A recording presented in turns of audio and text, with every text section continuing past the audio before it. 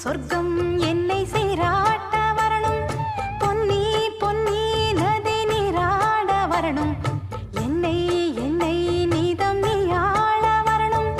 பெண் மனசு காணாத இந்திர ஜாலத்தை அள்ளித்தர தானாக வந்துவிடு, என்னுயிரை தீயாக்கும் மன்மத பாணத்தை கண்டு கொஞ்சம் காப்பாற்றி தந்துவிடு.